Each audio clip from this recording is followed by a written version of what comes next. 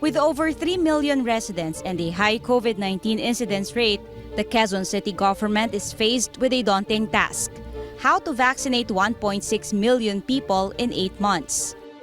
This group of health workers and the city's logistic partner have been checking schools near health centers. This one has the right ambience and enough room for physical distancing. This is where they'll set up one of the 24 vaccination sites across the city. Based on the plan, each site will be manned by 5 inoculators who can vaccinate up to 70 people a day.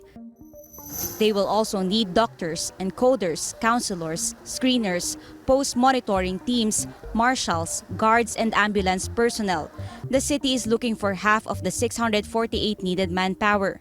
For additional doctors and nurses, we are constantly coordinating and asking help from the different medical associations. Baka pwede sila makapag-spare ng tao sa amin. And also with the private hospitals. At least 1 million syringes and a lot of protective gears for vaccinators are needed.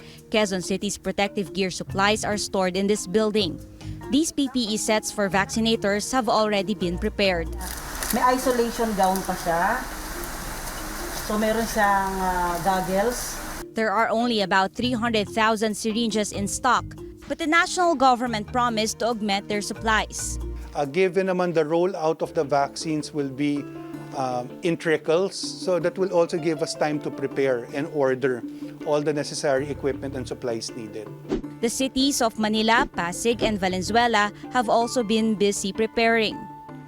While resources are mostly ready, local governments have begun fighting their hardest battle: vaccine hesitancy. Recent polls say majority of Filipinos who don't want to get a vaccine have safety concerns. So we have to be sure people are there. That's why here in Quezon City, we've been ramping up our information campaign. Over in Taguig, a doctor is giving a tour of the vaccination site. The journey of the vaccinee begins with pre-registration. These health workers are among those who will receive the first vaccines. The doctor hopes by showing the process beforehand, they will be convinced to get the shots. Our goal here is to empower our health workers because we must practice what we preach.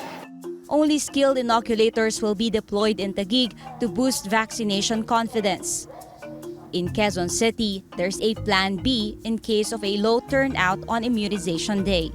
Meron kaming listahan or line list ng mga tao na in an hour's time or 2 hours, pupunta na sila to be vaccinated para walang masayang.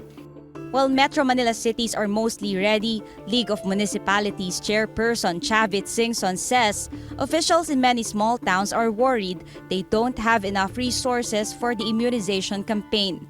Lahat uubos ng pondo dahil dyan sa pandemya. So even big cities, mga municipalities, hirap na rin. Ang national government po gagastos po ng mga tinatawag nating mga consumables.